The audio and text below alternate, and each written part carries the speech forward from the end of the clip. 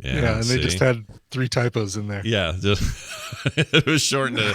So he really got rid of it at a discount because it was a typo anyway. So hold on, let me see if Slutty Webcam site is available. Well said. All right, here we go. Showtime. Showtime is now. Yeah, okay. Here comes. In 3, 2, 1.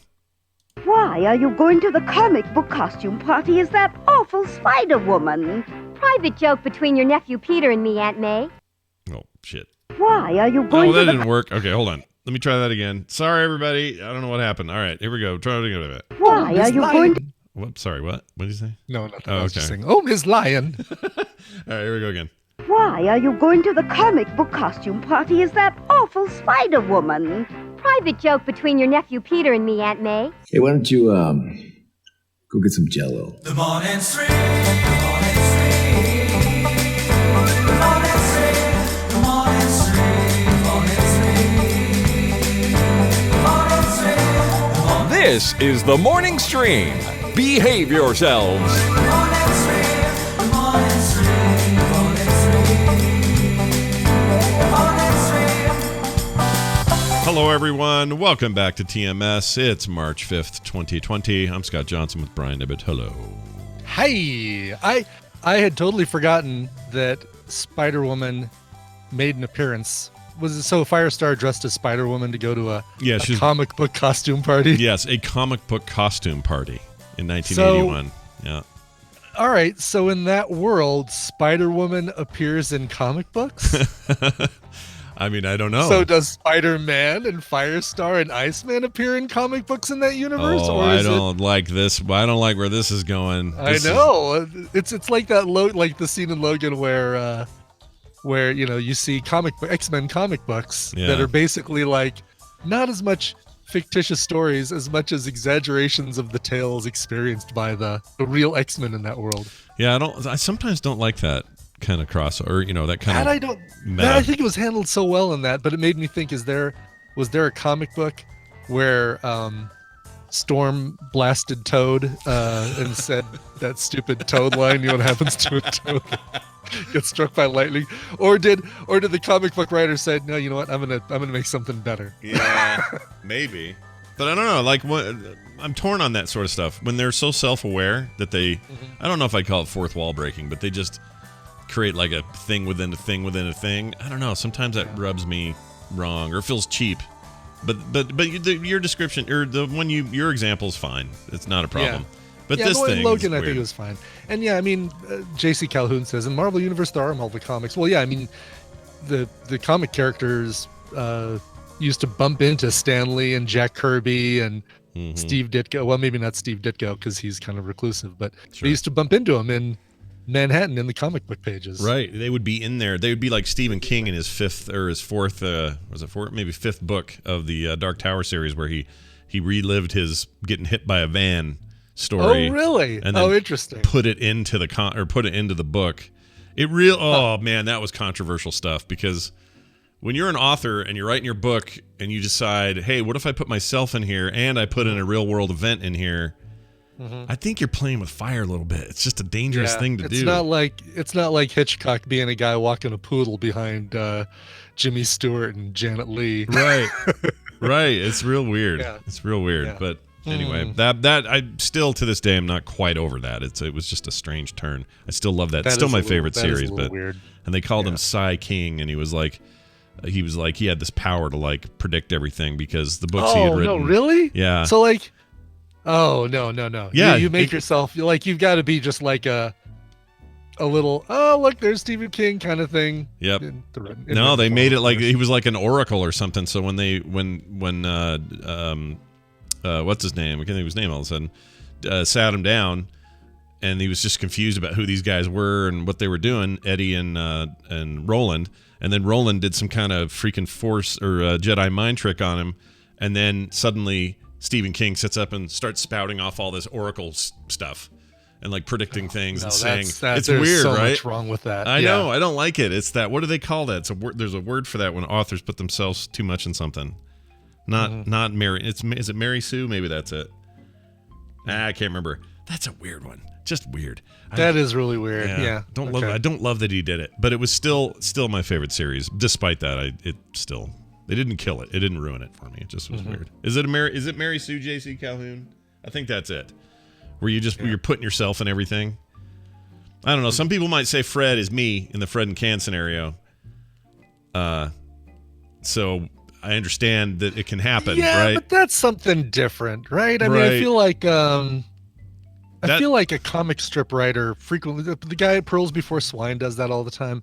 I mean, John from the Garfield comics is probably basically based on the cartoonist. Yeah, probably. Like another good example would be like Charlie Brown is basically Schultz. It's basically Charles Schultz.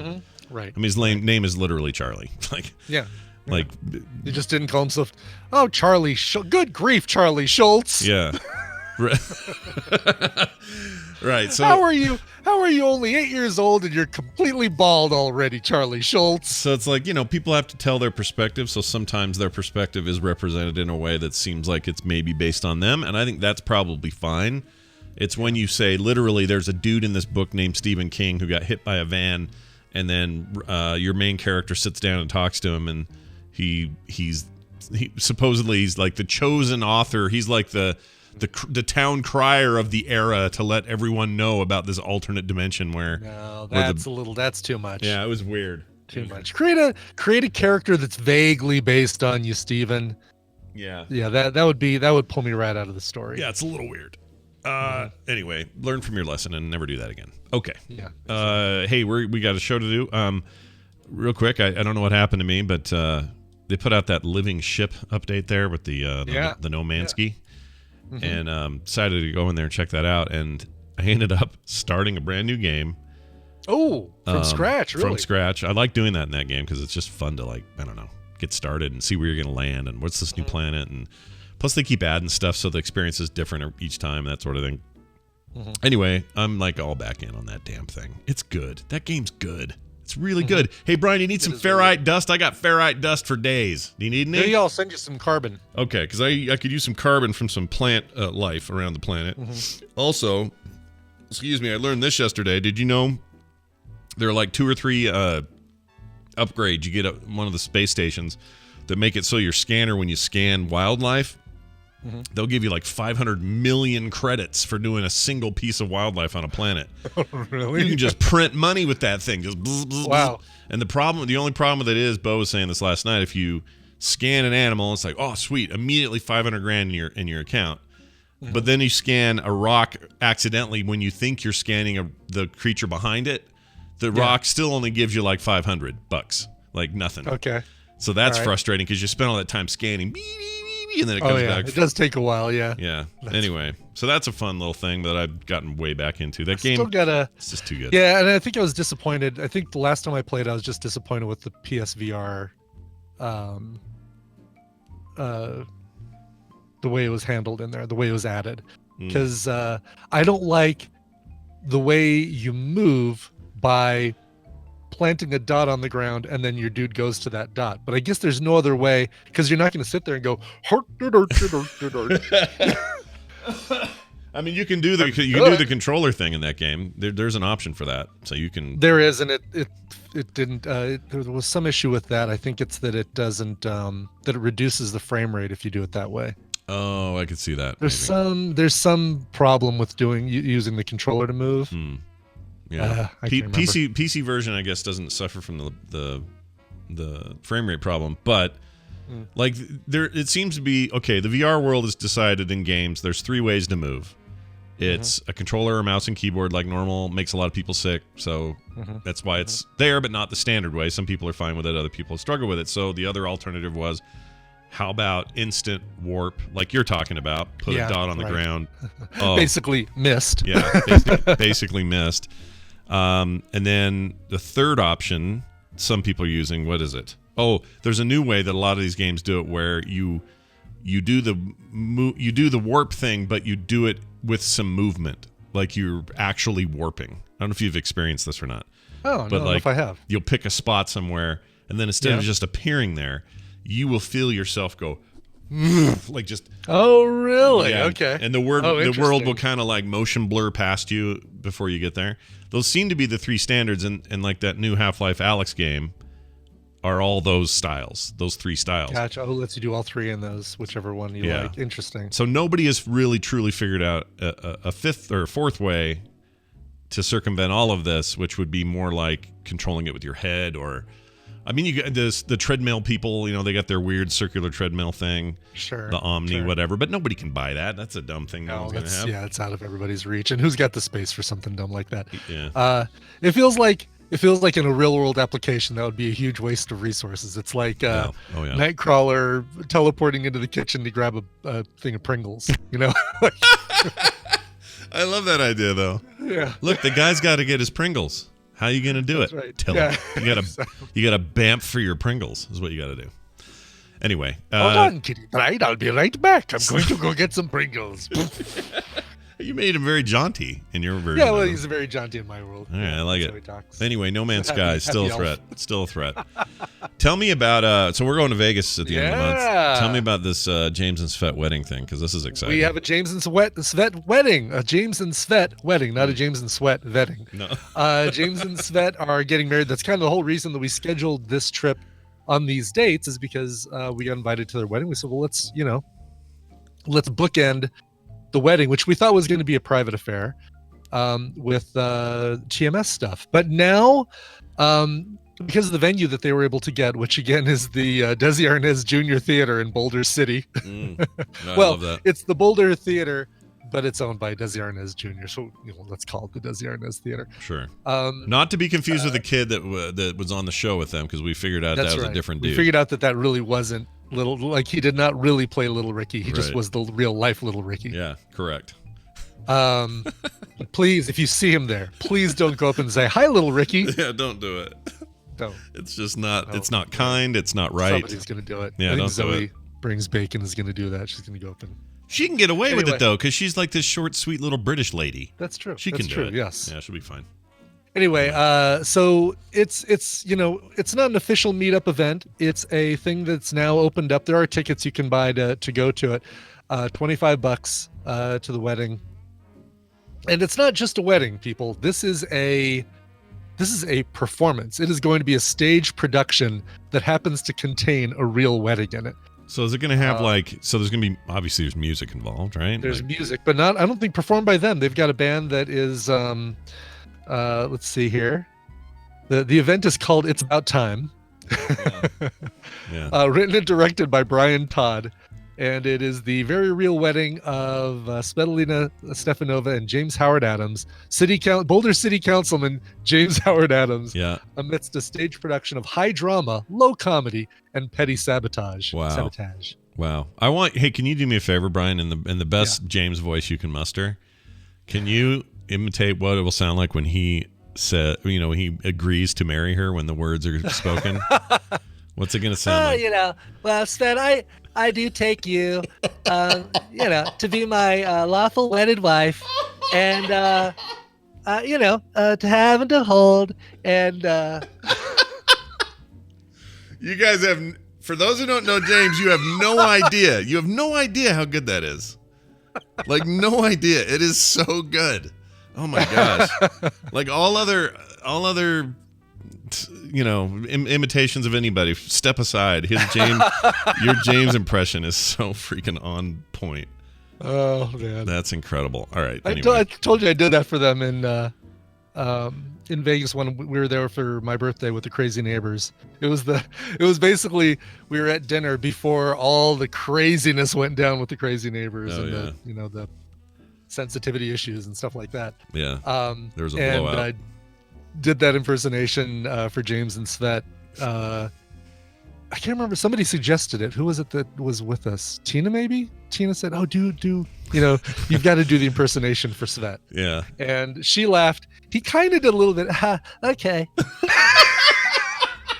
Did she wait? But she thought it was dead on. I'm guessing. She laughed. I think she she hears him 24 hours a day. Sure. So Sure. she probably can say, okay, yeah, that's close, but it's not. Yeah. Well, you've got because no good impression is just a perfect mimic. It's like the right Right. inflections and the things that remind you of them. It's got to actually be right. Those things have to be exaggerated a little bit. So Right. That's awesome. Well, I'm well pleased that you shared that with us. But anyway, so how do people get these tickets? Where do they go? What do we they do? can go. The probably easiest thing is to go to either let me pull up the website again. badmoonbooking.com, which goes right to their the Eventbrite site where you can get tickets, or you can go to vivatmsvegas.com, which I've updated now to include all of the events, everything, maps, all that stuff.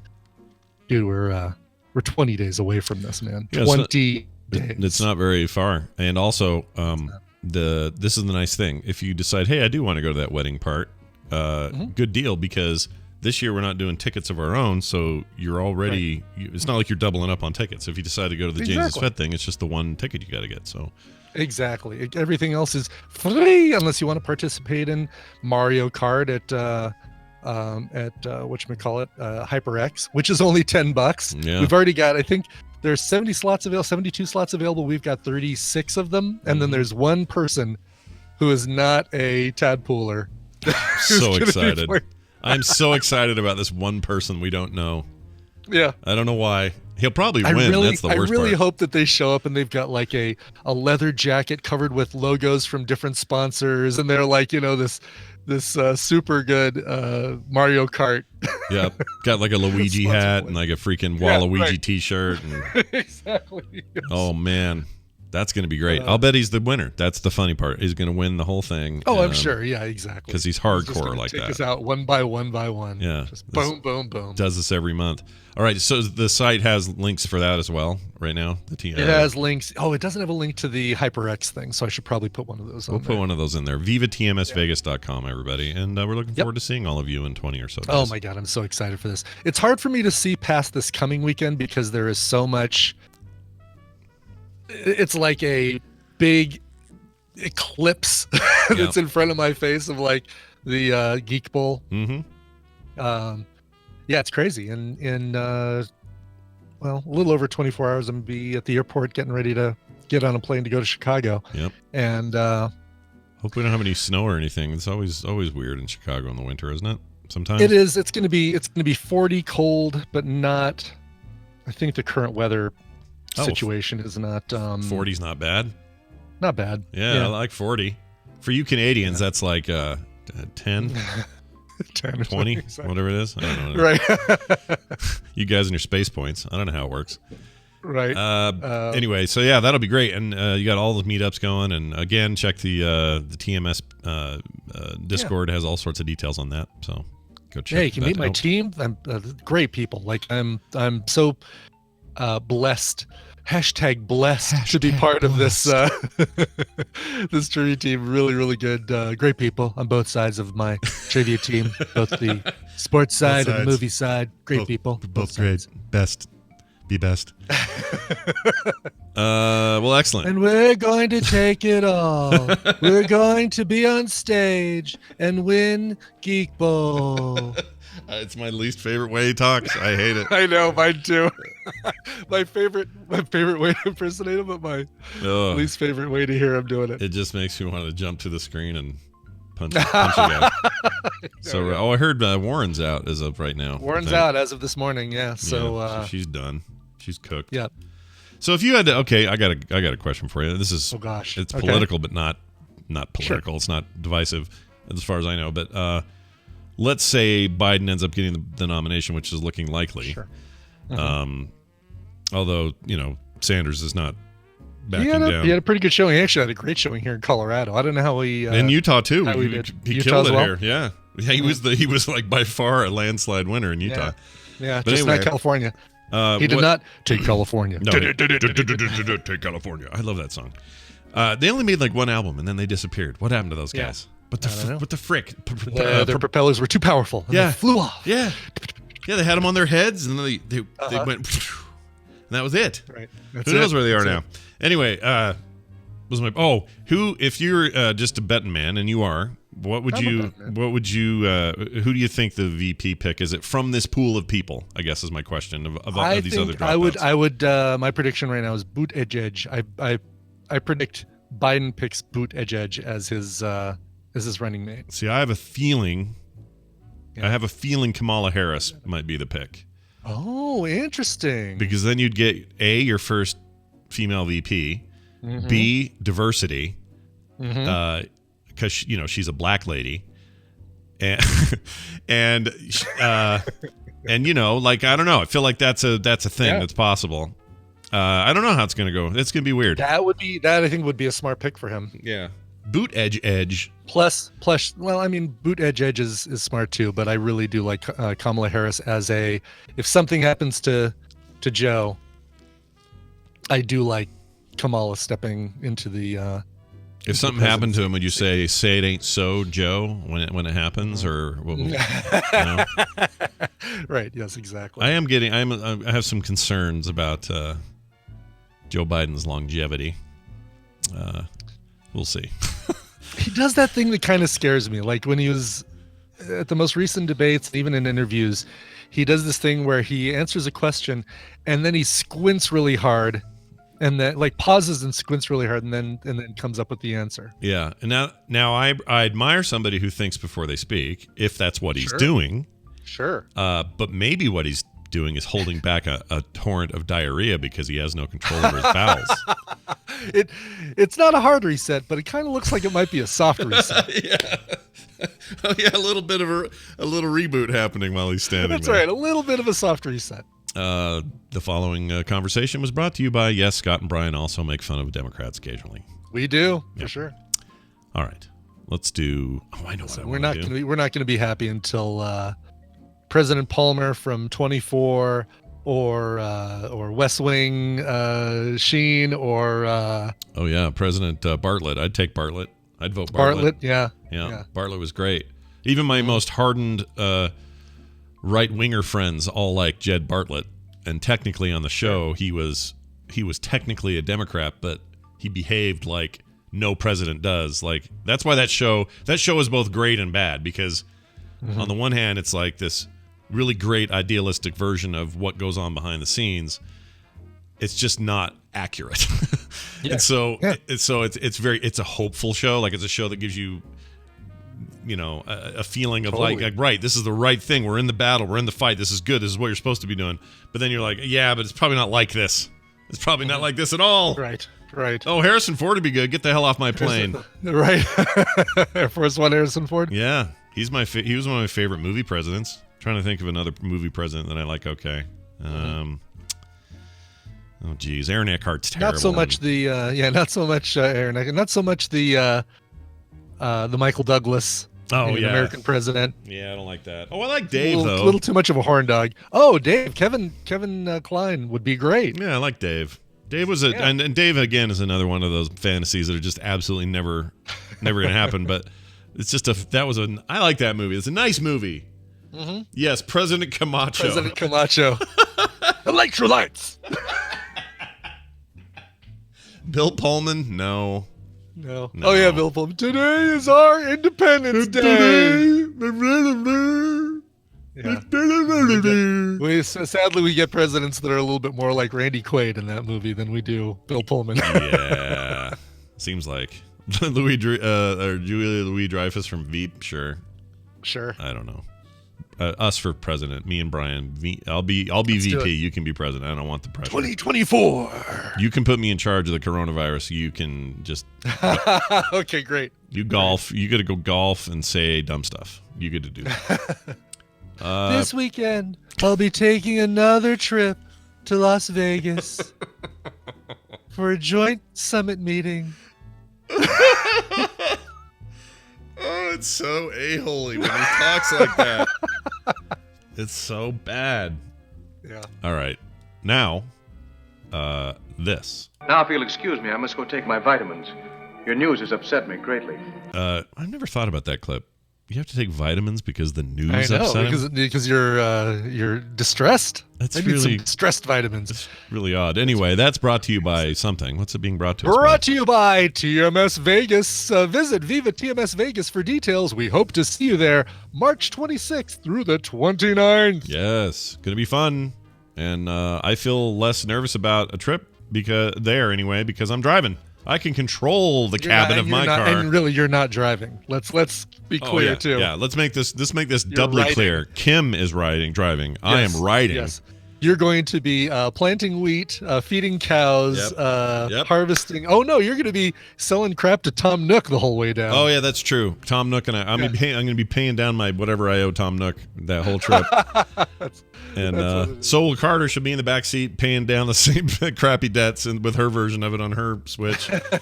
And did you see what was it? There was there's a Star Wars exhibit, brand new Star Wars exhibit. I put a link to it in the Discord. But it's like a private collection Star Wars exhibit at the Fashion Show Mall on the Strip. Really?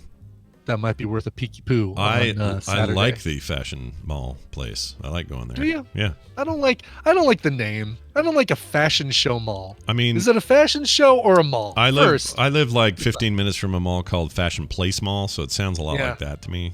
So that's a little bit better. But fashion they actually it's a stupid name.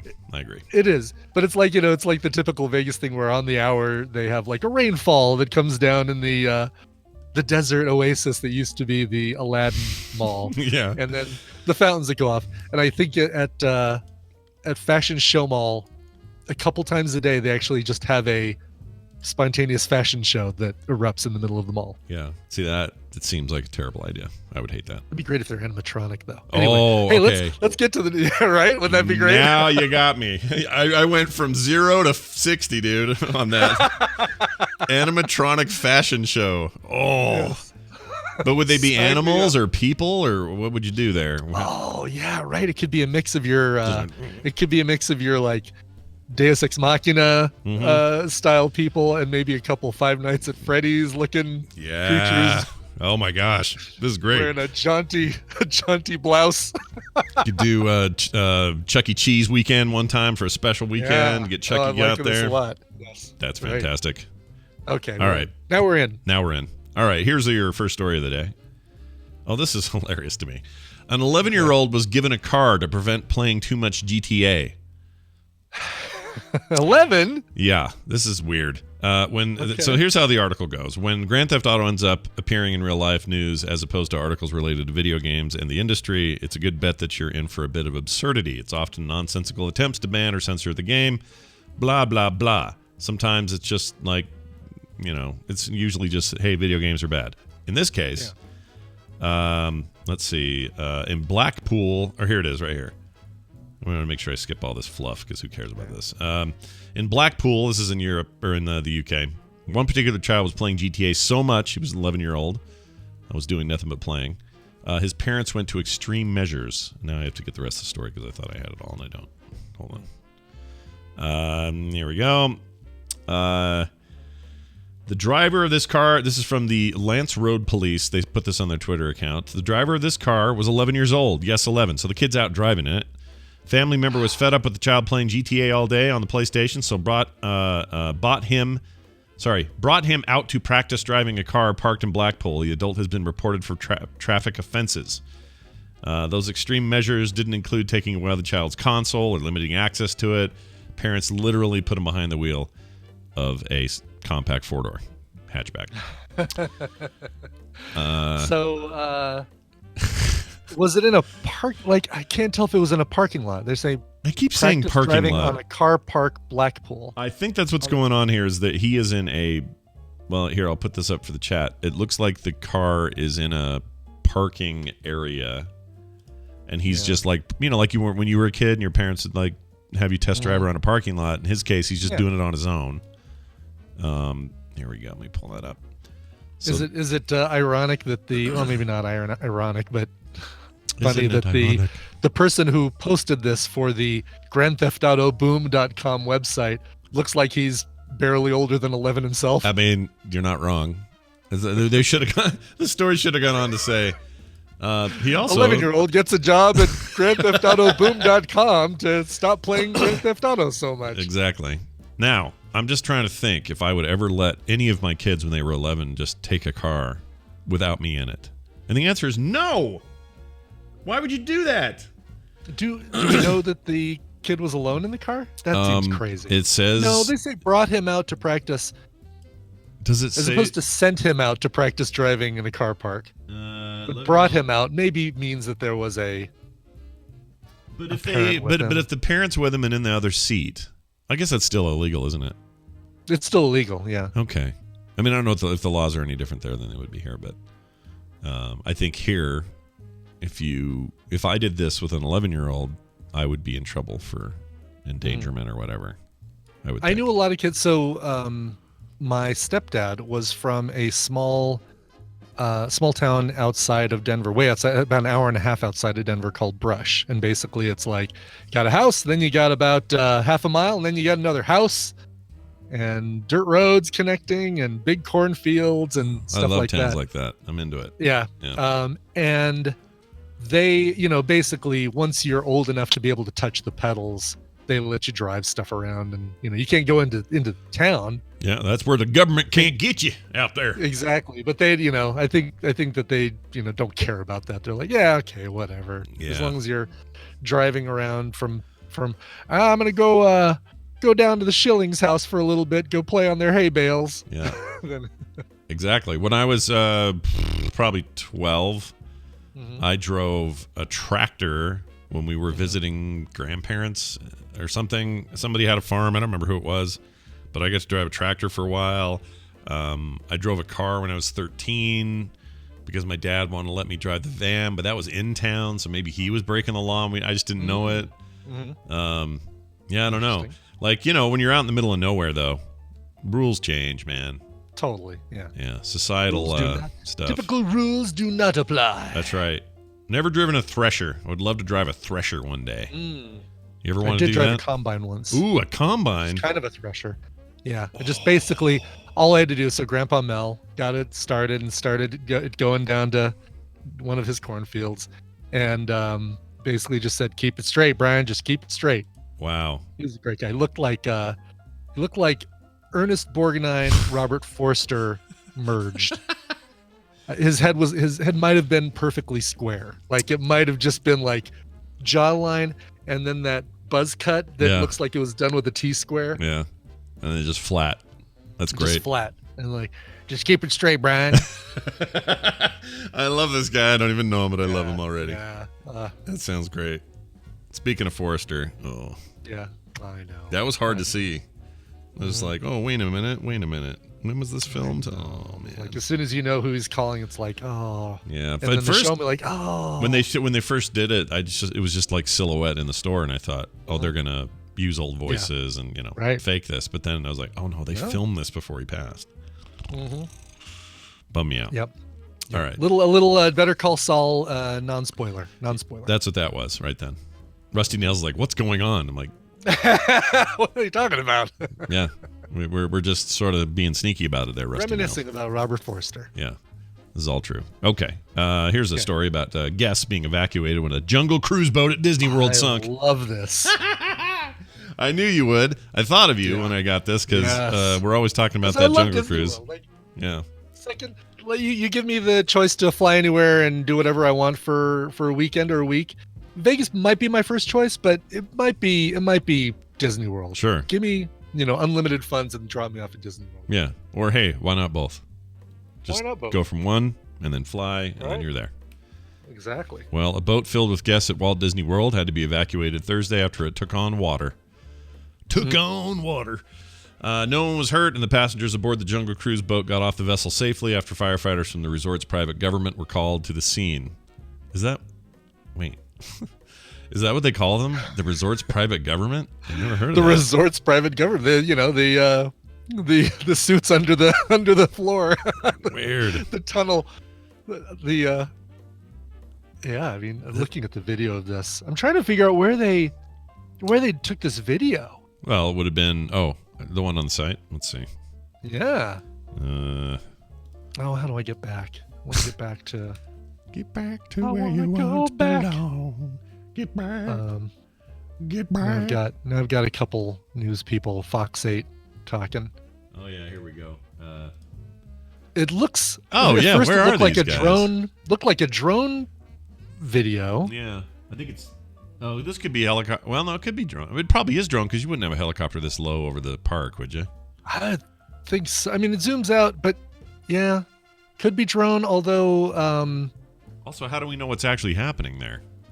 yeah, this could just be regular B-roll footage of Jungle Cruise. Yeah, because like Jungle Cruise is getting loaded right there. Yeah, they would not allow drone flying over Disney World. Yeah, that seems. That would be a danger to people that the drones could land on. Okay, so since we're here, this is a thing I'm going to do once in a while. We're on this Sure. page, and there's some chum. They call it chum. It's the crappy ads at the bottom. Yep. Are you looking at the meth people on the right side of the page? Oh, you have meth people. I don't have them. Oh, what do you have? Oh, on on the yours? right side I do. I'm sorry, on the right side. Did I say Yeah, left? I'm at the yeah. right. Down at the bottom, they always have the stuff they call chum, which is like sponsored. They look like stories, but they're sponsored, whatever. And one of them is the best way to stop a barking dog. We're going to learn, and it says underneath, it says in parentheses, it's genius, it says. I'm glad you got that one because I've got some really sad. I've got 2 shootings and a nursing home that's the epicenter of the coronavirus outbreak. Oh, jeez. I like yours better. How do you stop a dog from barking, Scott? I have 3 that are pretty simple. Like, let's see, the simple method naturally fights neuropathy. Try it today. Then I got best way to stop the barking dog. And then one that you should have gotten. Here's the thing casinos don't want you to know. Oh, brother. Yeah. All right. What? There's something they don't want me to know? All right, here it is. I've gone now to the link for the dog. It's an advertorial, it says at the top. Remarkable breakthrough stops dog barking in its tracks. It's critical to train your dog so that when he barks, he does so for a good reason. Begin small. You want to make sure that when he's barking, he knows to get your attention. You always want to preserve that. Okay, what are they trying to sell me? I created a device that pumps the same frequency as my dog whistle, but consistently over and over again. With a small LED light, blah, blah, blah, blah, blah, F off. All right. I'm with you. There we go. I'm totally with you. Yeah, lame. That's lame. Yeah, Starbucks not letting you bring in your own cups for right now because of coronavirus. Right. That's right. Yeah. Oh, it looks like the Emerald City Comic Con's going to get canceled, and Jeez. it's effectively. I was surprised about the James Bond movie getting. Yeah, that pushed got bumped. off. Didn't it have something to do with post-production shooting or something? No, I thought that was what happened with Mission Impossible. Right, the Mission Impossible sequel. You're right. Right. James Bond got pushed out because it's opening in theaters that are going to be closed, and they wanted a worldwide opening for everywhere. Oh wow. It seemed like a really weird thing. Like, we'll just open it in countries where, where everything's not shut down. Yeah, I guess we're getting closer to where lots of them are shut down. I don't know. Oh yeah, Yeah, Mission Impossible, because it was in Italy. They Right. said nope. Yeah, they were filming there when they had their same big with The outbreak. Amazing Race. Yeah, it's pretty bad. They're like Nebraska in Italy, just boom, bim, bam, boom. Right. All right, so we got emails by the way confirming that the Nebraska outbreak is because of that cruise ship. There were tons of cruise passengers Yeah. from Nebraska, which I did not know. Nebraska was like a big cruise town. I had no idea. Well, I mean, people come from all over the country to go on a They do, fun but it's Carnival cruise. but so concentrated in Nebraska. It just seemed nuts to me. Like way more people from that boat were from Nebraska than anywhere else. Oh, really? Yeah. It could have just been like a group, like a. All right, everybody, we're gathering funds for our Let's Go Cruising. You guys ready for this? The Omaha Let's Go Omaha trip. That's right. It's the sponsored by the the Omaha Chamber of Commerce. That's we're all right. going to go. I don't know why I sound like I'm from Fargo, but we're all going to go to we're getting on a bus, and we're all going to go down to Florida. Hey, I'm cooperating, Wade. I love it. That's probably what happened. It's the Gomaha trip. Everyone's going. The Omaha. All right. Here's my favorite story. Okay. You'll never, because this is timely. Yeah. The headline is, you'll never guess what they found on McDonald's touchscreens. Boogers. Boogers, burgers, Probably. and more Probably, burgers. yeah. According to a paper, they swabbed the new self-order machines in 6 different England locations. And you know what these are, right? You've seen them in the thing. Yeah, they're big kiosk. Mm-hmm. I used it once because I was in the middle of doing some Lyft rides. I needed something to eat, so I went into a McDonald's and got a Happy Meal. I did that too with a chicken sandwich, but I knuckled it. I didn't finger it. I knuckled it. So I went. The chicken sandwich or the touchscreen? The touchscreen. I didn't knuckle my chicken sandwich. You didn't finger your chicken sandwich? No, I did not. Let's see. The breadth of different and concerning bacteria on one would worried senior lecturer in microbiology at London Metropolitan University, Dr. Paul Metawelli, who told the Metro, quote, "We were all surprised how much gut and fecal bacteria there was on the touchscreens." Yeah. A crappy meal. I know. It is a crappy meal! I didn't order the crappy meal. It says, let's see, these cause the kinds of infections that people pick up in hospitals. So, like, bad, like what are they, C. diff and that kind of stuff. Yeah. Oh, God. Among those bacteria was Staphylococcus, which has been linked to toxic shock syndrome. That's the greatest hits of bacteria. Oh, they're so good. The doctor also called the bacteria so contagious, he was concerned about the Listeria, Calblesia, and Protea strains found, each which contributes to different serious illnesses. When contacted by the paper, the McDonald's rep commented, quote, "Our self-order screens are cleaned frequently, Mr. Simpson. Throughout the day, all of our restaurants provide facilities for customers to wash their hands before eating." Yeah. Okay. That's a terrible answer. Of course they're going to say, yeah, we clean those screens all the time. I'm guessing it's like a, poor minimum wage kid who goes out there. All right, Barry, it's time for you to go out and clean the screens again. Okay. Oh, poor Barry. I feel bad for Barry. Can I go on break again? He just goes and blows a mouthful of vape on it and then goes back in. He's not using it. He's not cleaning it. Right, exactly. Barry and Jill working at McDonald's. I like it. All right, final story. A man burned down a whole building because he tried to kill a snake. So that's a thing you do. Wow. Yeah. That's like a it's the only way to be sure kind of situation. That's right. This is in Guyana. A building in the Tarlagoe. Oh, Guyana, French, and I guess not French Guyana, just regular. Just regular Guyana. Yeah. In East regular Guyana. It's in East Burbus Quarantine, which formerly housed government staff in the 1980s, was completely gutted after a man tried to get rid of a snake by burning it. Several other abandoned buildings in the compound were not affected, according to the reports. It says here the fire started approximately 1,300 hours after the security guard attached to the compound lit a fire in a tire. Now, would you in tire? Tyre? What's a that's not a. That's tire. That's just a different way of spelling tire. I didn't know you could do that. Yeah, English spelling. Tyre. Okay. Tyre. Yeah. It says that was But situated. it's funny close that to he the lit a house. fire in a tire. Yeah, tire fire. Oh, because the snake was in the tire. The snake was in the tire. And Gotcha. Okay. This is the quote. He says he told investigators he saw the snake inside and wanted to kill it. Is what he said. In quotes. The Guyana Chronicle understands that the small fire caught on other combustibles and old tires that were stored next to the structure. Within minutes, the fire spread to the entire building. Reports indicate that soon after lighting the fire, the man fell asleep and was awoken by the smell of smoke. When he opened his eyes, he saw the house on fire. Why wouldn't you stick around to make sure your snake job finished?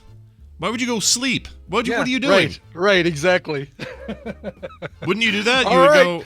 Got a tire that's on fire next to the house. I think my work is done for the day. Good night. I don't get that. I would stick around. That's the whole point. Is you just set a tire on fire with a snake in it. You have a fiduciary duty to all mankind to stick there until the snake is confirmed gone. Also, just let the snake go. Why you got to burn him? You don't have to burn him. Let him go. You actually, if he's in a tire, that's even better. Just roll the tire down the street and forget about it. Then go to sleep. There you go. Give the snake a ride. No fires are started. Exactly. Your you end up with a dizzy snake a block away. Yeah. Perfect. And what's the worst case? Somebody comes back and goes, "Where's my tire with a Y? Where is it? It's not here. It's rolled down the road. Right. I better go get another tire with a Y." Tire. Yeah. It says here, let's see, he fell asleep. The fire completely destroyed the house, spread to nearby grass and empty lots. It was dry grass. Firefighters from the Rose Hall Fire Station promptly arrived, but were unable to control. Oh, and we're able to control the blaze, so they got it. Let's see. Oh, they get to the punchline. Yes. Get to the best part. This is pretty good. The security guard was held for questioning, and an investigation is currently underway. It is unclear if the snake was killed in the inferno. That's the best part. That's funny. Snake sneaking away. I mean,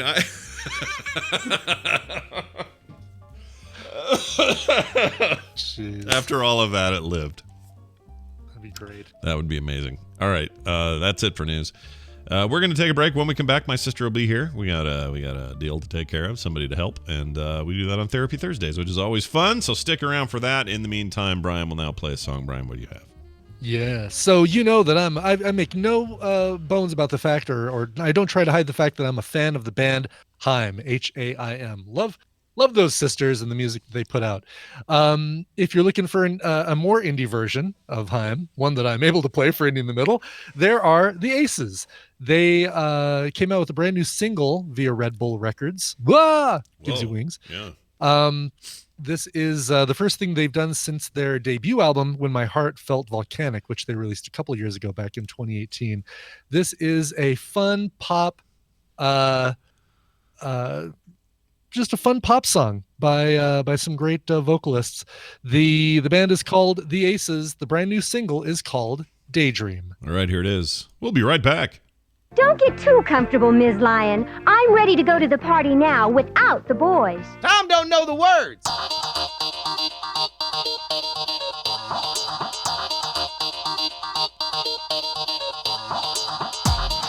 The morning stream.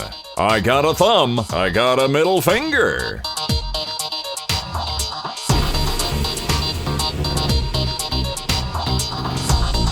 Don't get too comfortable. Whoops. Shit. There we go. Hey, we're back, everybody. Welcome back to the show. Sorry, I screwed that up. Tom don't know the words. There you go, buddy. There it is. Hey, we're back, and that means time for my sister Wendy to join us here. So I gotta add her though. That's a part of this deal I, always forget to do right before. Okay, there we go. All right, she's on her way. We'll see what she has to say. It'll be a happy day for everybody to stay. Wendy, are you there? Oh, we got rings of ringage. It's hard to tell with her icon. I can't.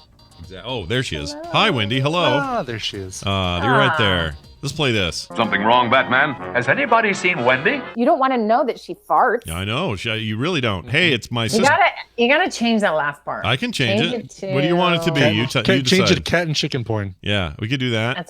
That's a good one. Okay. I'm always into refreshing We stuff. don't let people determine what their introduction sounds are, Wendy. Who do you think you are? Exactly. Yeah, you do. So- You'll do it if I tell you. How are things there? Yeah, is it Good. Winter Wonderland still? Or you guys? How's that going there? It's melting. We'll be up to, I think, 60 on Sunday. It's Oh. kind of a slow thaw, which is nice because then there's no risk of flooding or weirdness. But Yeah, you guys are. It's weird. So- Your weather patterns, as I thought they were going to be like, sort of horrible, but it turns out it's basically just Utah in the winter. It feels like you guys aren't that it's different. definitely colder for sure. Yeah. But we didn't get that polar vortex this year. Apparently, is not too uncommon, and so that was really pleasant to not be sub 40 at any point. That was nice. Nobody wants to be sub 40. No, but they do so many cool things on frozen lakes here that you really don't want it above 20 for a good 2 months because you're on a lake with 10,000 people dancing or whatever you're doing, Oh, wow. Oh, so I was going to ask, lots of fun stuff. what are they like? Ice fishing, I assume, and things like that. But like, ice fishing is just everyone in their own lakes and backyards and stuff because they're everywhere. But they have this one lake in Minneapolis so there's these 3 giant lakes that are in the city. Yeah. And they are this beautiful, but one had think of like an art festival. Okay. But it's all just in the center of a lake. Oh, that Like sounds frozen. awesome. Yeah, and so it's like village. They just create villages, and you can go buy stuff. And That eat sounds amazing so food. cool. Oh my gosh. It is so cool. And something Adam and I did this recently. It's a Norwegian Swedish tradition here. Yeah. Because they use the Swedish word for race, and they put luminaries everywhere, and they make them out of ice. It is amazing. Like, so you're either snowshoeing. We snowshoed, but you can cross country ski, snowshoe, or even walk if you want to. Yeah. And it's around this huge lake, and there's different stations. There was a band, and I'm not kidding, only playing ice instruments like this. They had made a trumpet out of ice. What? It was incredible, and drums, and anyway, it was really cool. And then you go to another section. Unfortunately, they have to use hot water to pull the trumpet away from his lips when he's done playing it. Yeah, I think he had an attachment, probably for his safety. But okay, good. Yeah, and then just like really beautiful, cool structures. One called the Acropolis, I think is what they called, and it's like a city made out of ice blocks, but how they hollow them out so there's lights inside of them. Anyway, it's amazing, and they're out there with 15,000 people snowshoeing and ice. It's great. It's really fun. How do they do the like a string instrument? They put strings on a.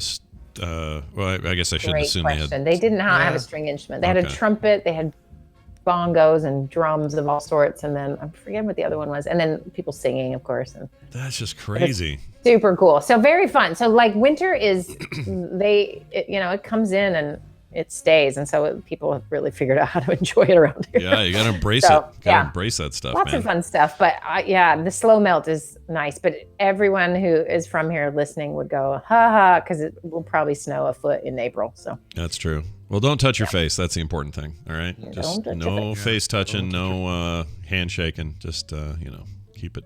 Hey, by the way, have any of you been pretend fist bumps when you see somebody. All fist bumps, all elbow bumps. Have you been to Costco lately? Yeah, we went yesterday, and the water and the toilet paper are gone at our Costco. There's none. It's completely gone. It's a real one. I mean, I have to think that Costco. So Costco's brand company, what is it called? Kirkland. The Kirkland division must be rolling in it right now because they're selling that stuff I went like yesterday. crazy. I go very infrequently, and when I do, I always get toilet paper and paper towel and I like don't laundry always soap. go to Costco, but when I do, I get the toilet paper. Whatever. I buy Dos Exactly. Equis. Yeah. So I go in thinking like my normal run, right? Yeah, and then it dawns on me like I walk in and the energy in that building is something to behold. Yeah. Like panicky faces, and normally everyone's just chill and slack and kind of, Yeah. And it was weird. And I thought, okay, I don't like this. I don't like Are it we at all all. pretending we're not hoarding right now? Because Yeah. we were all. Was it panicking faces with surgical masks on them? No, not that bad. But very like the vibe, right? So anyway, I go to the back section. Normally it's like floor to ceiling of everything, and everything near the water and paper towels and stuff was totally empty. Yeah. But there was so I bought a couple things, and I just kept wanting to say to people, this is my normal run. I have 4 kids. I'm not hoarding. This is normal, because I look like I'm scared, but I'm not. That's just how it happens, right? So I get to the checkout, and this woman, I just said, you know what? I know this is probably a crazy question, but just generally, we've run out of hand soap refill. Do you have any? She's like, yeah, no, we ran out 2 days ago. And I'm like, I promise it's just my normal. My normal amount. Were you hoping she had some like secret stash somewhere? She keeps in the back. I just asked her, and then I saw the trauma in her eyes, and I'm like, are you okay? She's like, it has been so crazy here. Yeah. Like really not, like really miserable. And she's like, I saw someone rip a case of water out of somebody's hands. Oh, jeez. I don't like to hear about that. Minnesota nice. Yeah. Anyway, so I think, bless anyone who works in any bulk store that sells soap and toilet paper. Your life is. Well, were people not washing their hands before? I mean, apparently why not. the run on soap? Apparently not enough. I mean, I don't know. People are just getting overly protective or whatever. But they're just hoarding. She's on a first name basis with the door guy at this Costco because she's there a lot, but also he's just really nice and friendly, so he's easy to be nice to. And Kim's like that too. So now this guy who's at the front door is like Kim's best friend. But anyway, we went there yesterday, and that back zone like you're talking about. It looked like a Fry's Electronics in 2020. It was like nothing in there. It was a wasteland. Wow. And I've never seen that before. It was just the weirdest experience. But yeah, Kirkland making big money. They're doing well. And my friend lives in Florida, and she's in Tallahassee, and she works for the Red Cross. And it is just prep for disasters all the time down there. Yeah. And they just have a rhythm. They're all chill about it. They know it's coming. They do their thing. And She's like, the rest of the country just has not had any experiences. Like down here, we got it, you know? Yeah. I'm like, okay. Yeah, no, it's true. It's weird, but we got one case here. I don't think you guys have one yet. I don't think. No, we don't, but we're fighting over water. Yeah. When we're surrounded by lakes. Yeah, it's cool. Well, I'll tell you, the most contagious thing in the world is fear. That's oh more yeah, contagious fear will than get you. anything else. Fear will get you. Yeah, you're right. I mean, I think there's reasonable steps that should be and are being taken in lots of ways for this particular thing, and it's reasonable to do some of that. But when I hear about somebody yanking water out of someone's hands, that makes me mad. Makes me want to.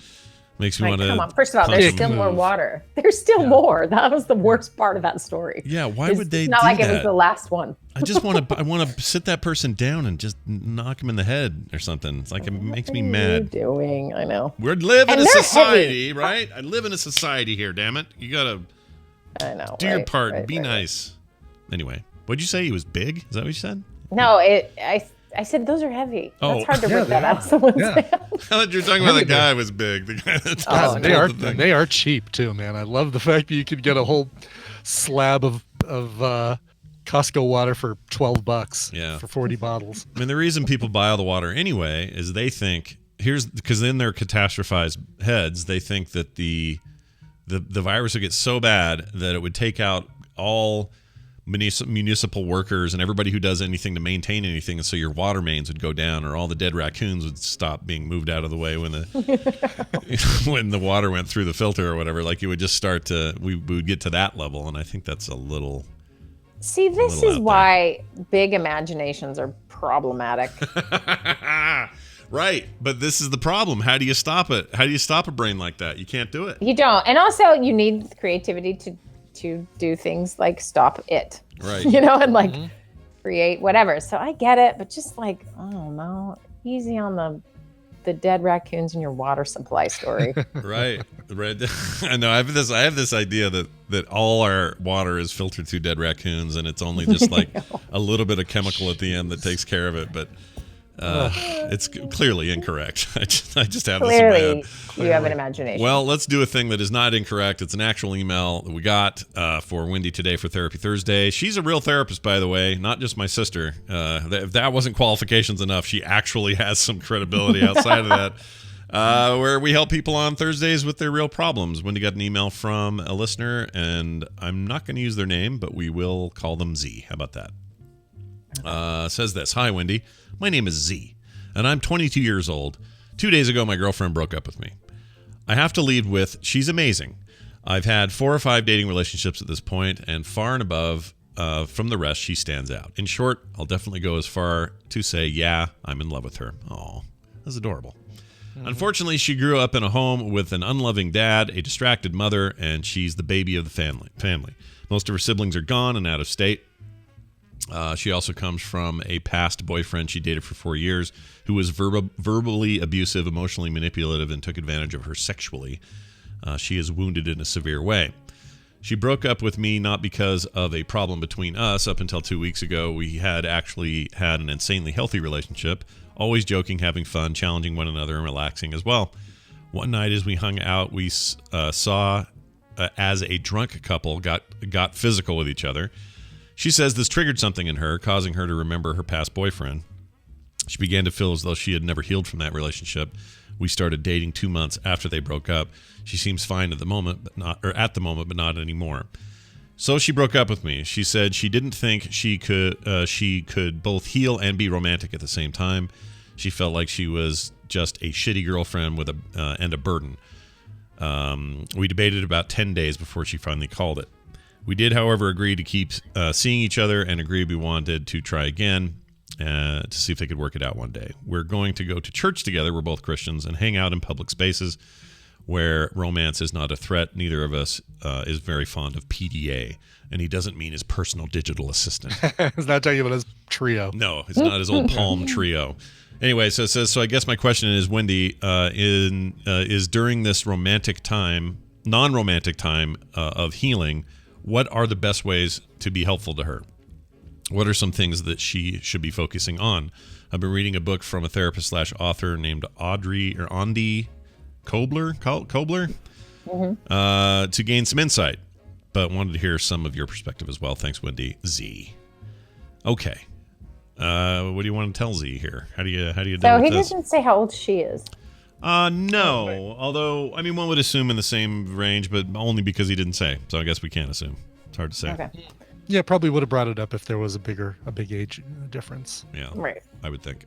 But if she's 18, it's a big age difference. Oh, yeah. Good point. Yeah, that's right? true. Yeah. Mm-hmm. Yeah. Meaning, if she's just a lot younger, it would be interesting. So if you're listening, Z, just text that somewhere. Text that somewhere. Text that to anywhere. Preferably to us. Yeah. Yeah. Send it to us. Okay. So this is tricky, right? Especially for people who are young and exploring relationships and, navigating things and learning how to get along. And I mean, did they live together? Doesn't say if they lived together. They just were dating all that time. Again, I bet you he would have brought that. I bet you he would have mentioned that if they Yeah, did. yeah, okay. Yeah. Here's what I'm really concerned about, that you guys got physical in your altercation, especially if you're not living together. Mm-hmm. I mean, there's some toilet seat situations that could cause, you to be more upset, or, and you're in each other's presence like constantly if you're not living together. Now, some people are doing that anyway when they don't live together, but that's why I was asking that question. So that's more concerning than anything. Now, the fact that she has a history and all of that is going to be common as people are getting to know one another. And most people who have any history of, it sounds like in her case, some abuse, right? And some neglect. I read distracted mother. Neglect. Yeah. Yeah. And unloving dad, I'm hearing. Yeah. Kind of ignored. She's the youngest and sort of left to fend for herself. Right. So she's got some wounds, right? And okay, so that's going to be a thing. People are going to discover that, because what happens most of the time, right? You grow up, you don't know any different. You're just experiencing whatever you experience.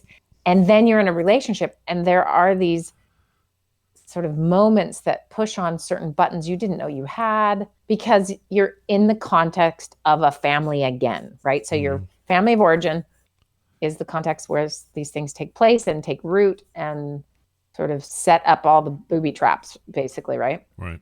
But you don't know, and then suddenly you're in a relationship and the person does a particular thing that reminds you of feeling abandoned, and or perceived abandonment or perceived neglect, or and in this case, you don't have your first fire and start getting physical usually. So there's other things that have maybe led up to this moment that then led to there being physicality that is concerning. And so her buttons are being pushed, and the awareness and what to do about that is probably pretty low. I'm assuming she's younger than him is my assumption. And as I get older, everyone under a certain age is now a baby to me. So you're both babies. Yeah. But this it's new, right? And so for her to not have any sort of skills in place to handle her own stuff or even be aware of it, this isn't surprising that this happened. Right. And I'm going to say, good for her to say, let's take a break. I need to deal with some of that. Yeah. Because that really, what a lot of folks will do is they'll just further enmesh into each other. And you've saved me from all my woes and problems.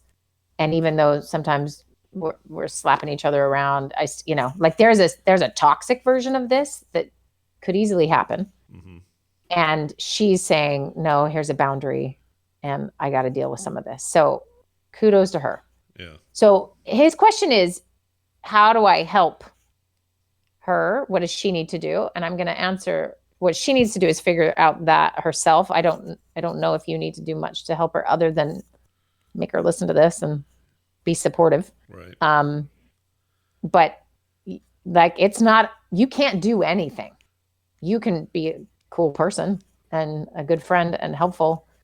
But here's where she's saying, I can't be romantic to heal. You have to also get to that place honestly, because then you are going to pressure her to be better faster than she would be otherwise.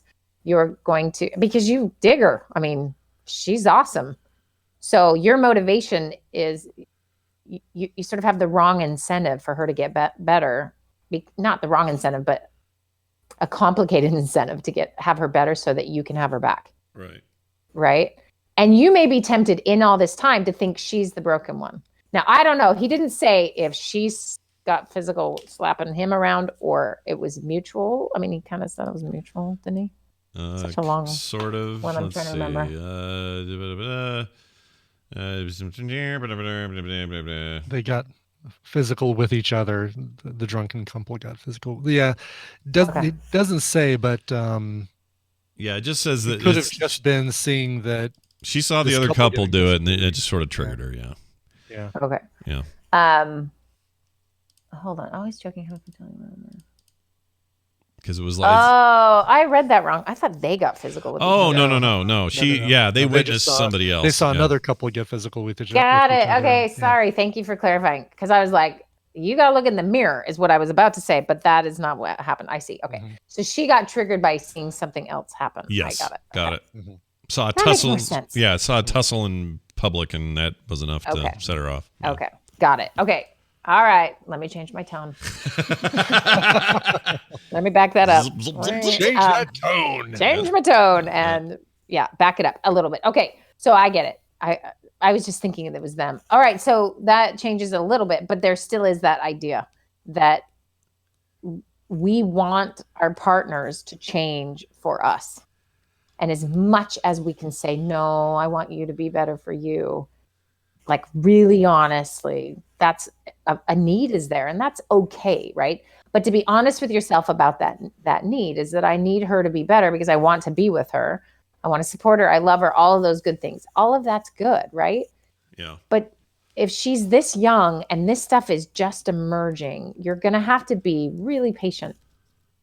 Because here's the thing we don't know, and this might be harsh and he doesn't want to hear this, but there may be that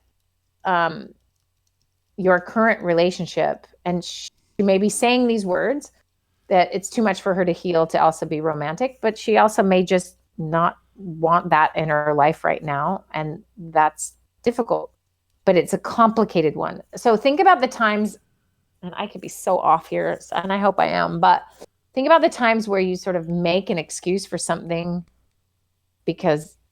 but it sounds good. It relieves you of the burden of actually saying the thing, right? So like, I'm late to the meeting because the traffic was so bad, right? Mm-hmm. That's a dumb example, but sort of like, no, actually I was in the shower until 10:50 or whatever. And then there happened to be traffic, so we kind of find a way to take off so we don't have to be the bad guy, or we don't have to actually say what we really think or feel or want. We can have some other way. And so that's the thing I don't know. If I had these two in front of me, I would find out from her specifically, is this a way to end this relationship? And maybe there's a part of that this is harder for her, or she's not into it anymore, or whatever it might be. And it's a way of easily letting him down without. Right. Yeah. And that could be totally wrong. It could also just be she's this traumatized, and being in a romantic relationship is just not healthy for her at all. Mm-hmm. So it's not you specifically. And that's legitimately an option, right? It isn't just the joking, oh, it's not you, it's me. It's literally her that she's, having this experience, watching another couple argue and tussle just is like having a PTSD reaction, a flashback of I'm totally not safe. And, then in that position, she needs help. And the help is not from the loving boyfriend who fixes it. That's a movie, right? Yeah, that doesn't exist in real life. And so him reading, like I'm glad he's reading stuff. And again, it's really easy to think one person's the problem, right? And so to be very careful of that. So your new job is not to find all the words and get all the advice that helps her. That may feel like the job, right? Because the job is to get her better so then you can have a romantic relationship with her because you care about her. Right. But the job is really handling your stuff over here and giving her space to heal and encouraging her, as a friend would, to get help. Because I'm going to tell you right now, what she's been through, if this is how she responded to that couple and then breaks up with you, is she needs somebody in her corner that is neutral. Yeah. And that can help her navigate what this pain is. I don't know how much she's actually told you. Yeah. And it's possible she hasn't told you everything. That's very possible, right? Like that seems likely. Yeah. Mm-hmm. Yeah. Yeah. And that she's playing this good girlfriend game and it works for so long and then it doesn't, because think of it as like the crack in the foundation has never been treated. And so she's, it's easy for that stuff to fall apart. Do you think that if she is, okay, let's say she's 18. Mm-hmm. And the reason that matters is it's a maturity question, right? Like just young. Yeah. Just hasn't been around for very long outside of the, those formative years or whatever. This guy sounds like he's just so gleefully like, oh, I just want to make this work. She just seems so great. Like, this is the best relationship I ever had. Like, I'm really feeling bad for him in this scenario because he seems great. He seems like the right guy at the right time and everything else. Is this just a matter of time? Like, can he look at this from a 22-year-old's perspective and understand that in a couple of years she'll be in a way better place potentially, and that it's okay to hang on that long, or is that I don't know. To me, 2 years is nothing anymore, but to them, 2 years is a long time. Feels like a long time, yeah. And that's a gap where the 2 years is a much bigger gap than when you're 50 and she's 48. Yeah, kind of yeah, it's just different, Yeah. right? Because your maturity levels are just so different. It's usually the other way around, right? Like, I don't know. They're more mature, you mean? Like, Well, they just tend to. In my life experience, women have always been more mature than me at my age range. Yeah. Like, it's always been that way. And Well, it's about a for every guy, Scott. It's true. It's not just you, dude. Okay, it's about good. a 2-year difference. Okay. And that's often why when you see couples, their developmental level, it's about 2 years growing up. And then at some point it kind of evens out, right? Right. But it's, even up through high school. That's why seniors date sophomores. And then when the girls are seniors, they date guys in college, right? Like you got to have a bit of a gap. Some of that is just maturity developmentally, right? And so Right. that's why my assumption is she's younger and maybe quite young. And who knows? But in the end, you're right, Scott. Like his ideas are not off. Like he's doing the right thing. He's reading books. He's trying to help. He's respecting the boundaries that she's drawn. He's, they're hanging out, but keeping it non-romantic, and that's torture, right? That's hard. It is hard. And so to his credit, he's doing all the right things. It's more being careful that you are clear on what you're doing and why. I think that's piggybacking off the session I just had a little bit. So sorry, dude, I might be bleeding over into this call a little bit.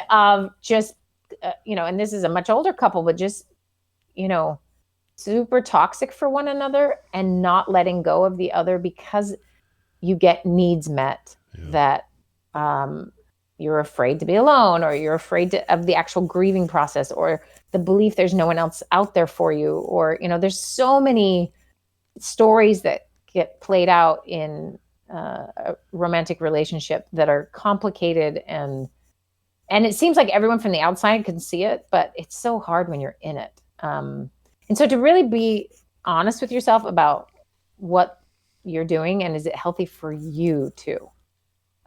So she needs help. You need to be very clear about what you're doing and why.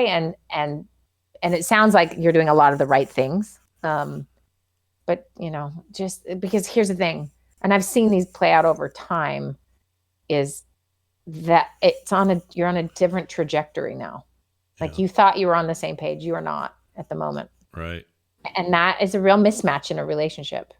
And, you see couples later, they get married and they have a kid or two, and then their trajectories really change. And I mean, there's a lot of divorce for reasons, right? And it's not the sole cause, but, at a very young age, and we know statistically, your marriages tend to last a lot longer if you marry a little bit later. And that's partly because you're still studying geology for fun or whatever in college, and you don't know where it's going. And, so they tends to be 26 and up. Those marriages tend to last longer because I think people are a little more settled in what they need and want and that type of thing.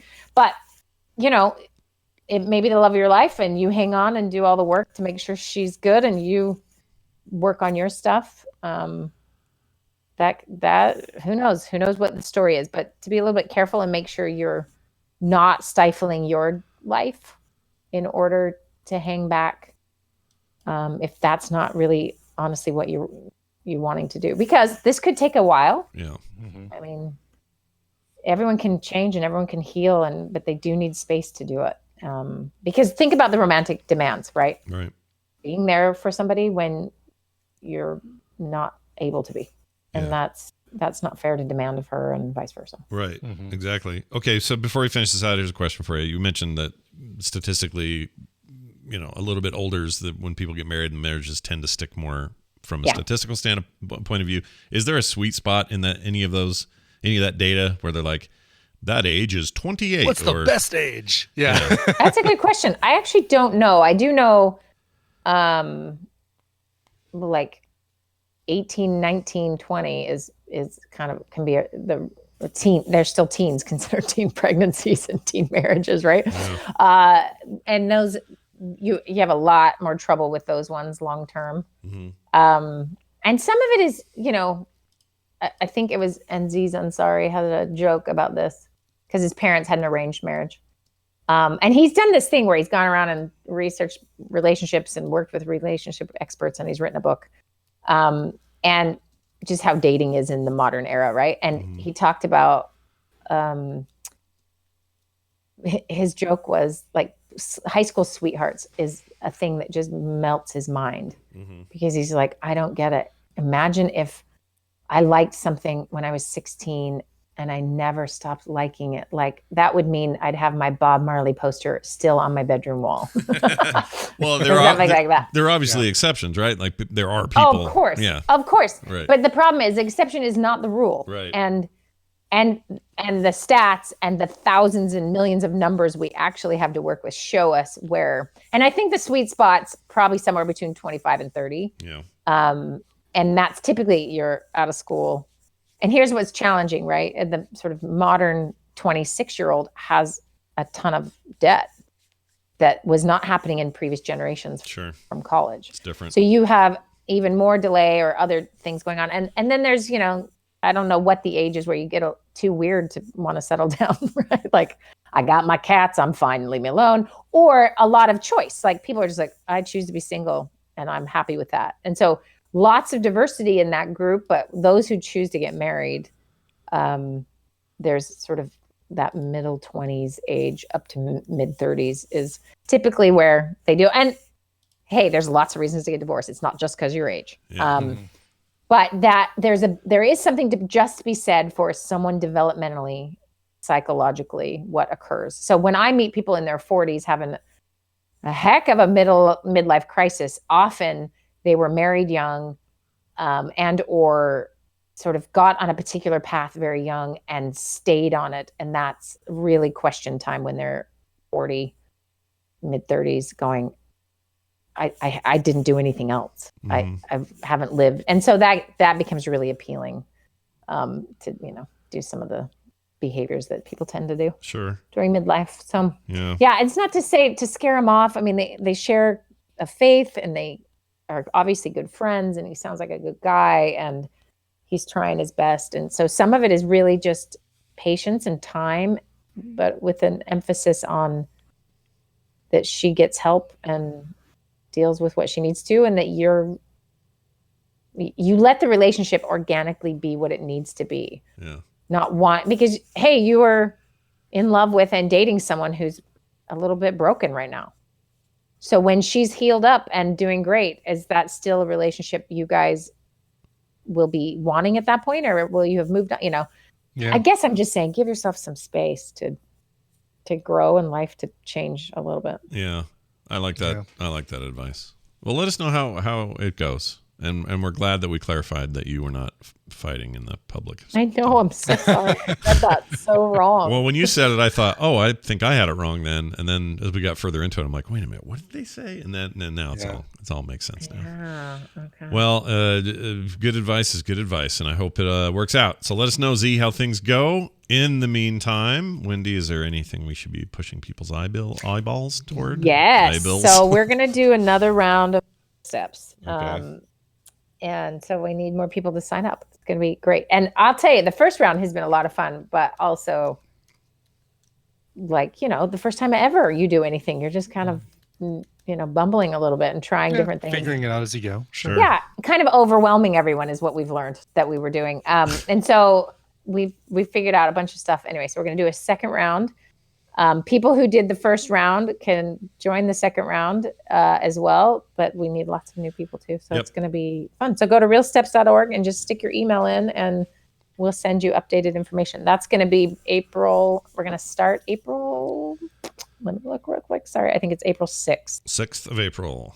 6th of April, and it's going to go through the 4th of May. Oh, may the 4th be with you. Oh, yeah.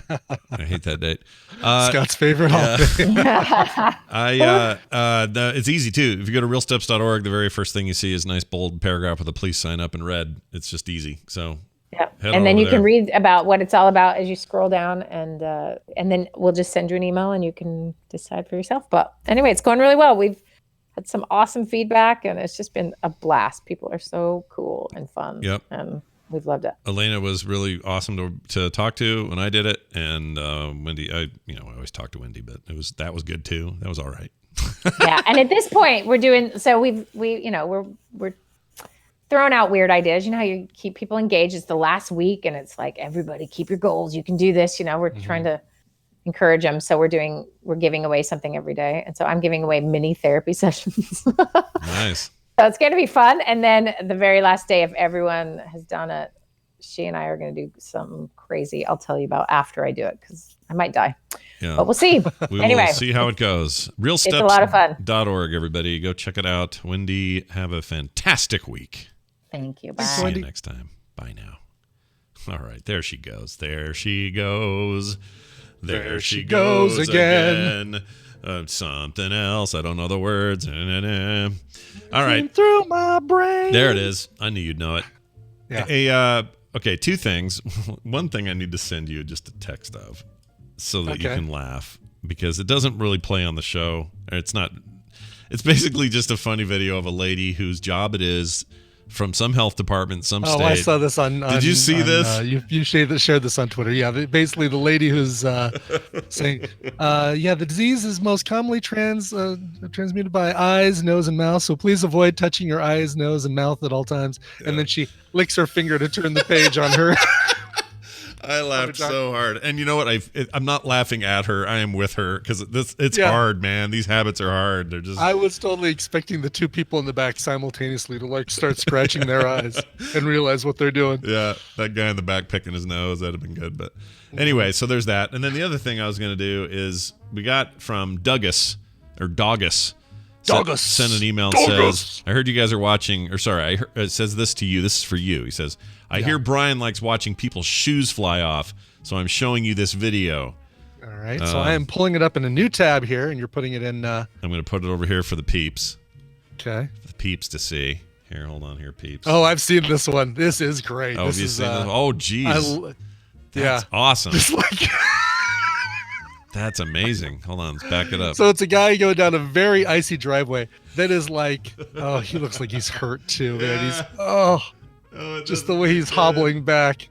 I mean, that is like, and then his wife is in the house. Don't do that. Like, oh, okay, thanks, hon. Appreciate that. But that's real black ice, man. That is like the worst stuff. That is like your house, your driveway got hosed down while it was freezing.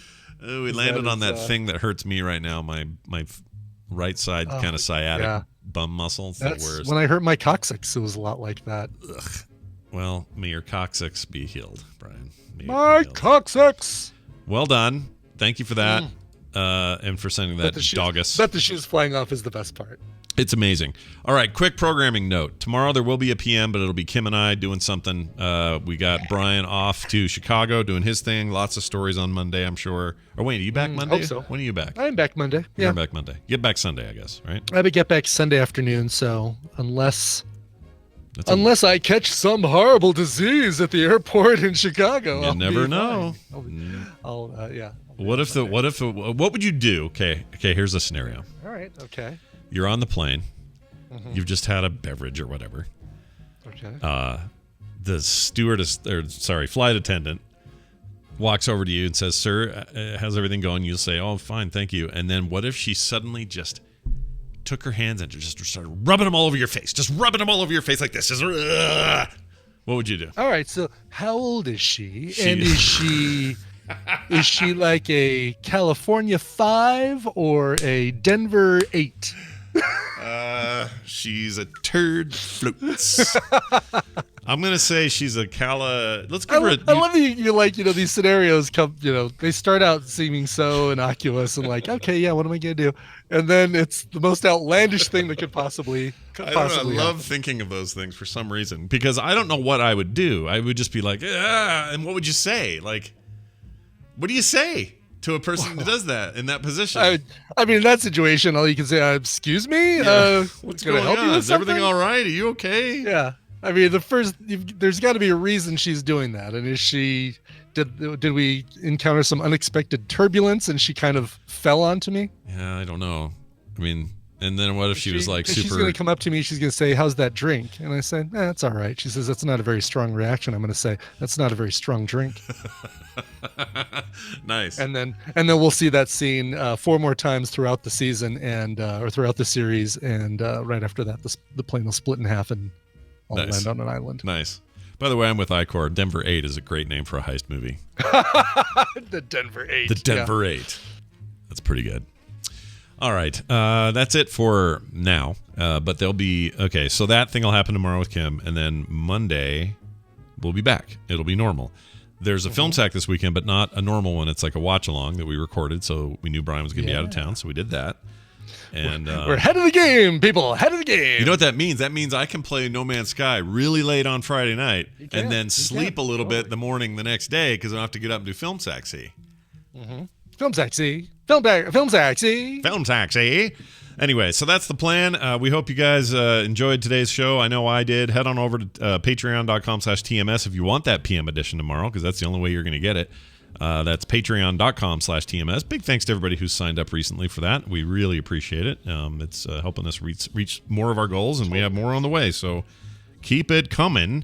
Frogpants.com/TMS is the other thing. And then again, a reminder about the Vegas stuff, VivaTMSVegas.com for all those details. And there's a link to that from our site as well. And if there's not, I'll make sure it's on there today. Right. Okay, Brian. Oh, and I mention these not as frequently as I used to, but follow us on Twitter. Brian's at Coverville. I'm at Scott Johnson, and the show is at Morning Stream. All right. Should we play a song? Hilarious 24 hours a day. So every second of the day, something funny is falling out me ass. So check it out. Exactly. All right, do a song. So Tom Walter wrote in and said, "It is my Mrs.'s 51st birthday today. She loves her some Justin Bieber. She just does. Happy birthday, Reenie. Love you, Tom." Oh.